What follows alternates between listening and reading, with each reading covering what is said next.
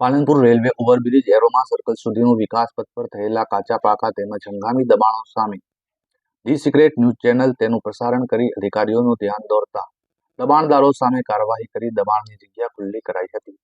જિલ્લા પંચાયતથી બસ પોર્ટ સુધી જતો સર્વિસ રોડ ઉપર બથામણો કબજો કરી બેઠેલા કેટલાક દબાણ માફિયાઓ સામે કાર્યવાહી કરવી જરૂરી છે.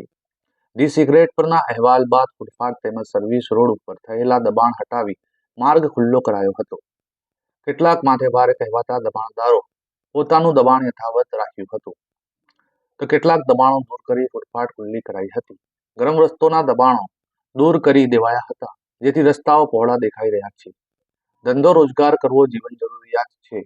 જો તમને નિયમ અનુસાર ભાડેથી કે લીઝ ઉપર જગ્યા ફાળવવામાં આવે ત્યારે એટલી જ જગ્યામાં વેપાર ધંધો કરવો, જેથી દબાણ ન થાય અને ટ્રાફિકની સમસ્યા ન રહે અને રાહદારીઓ સહેલાઈથી રસ્તો પાર કરી શકે.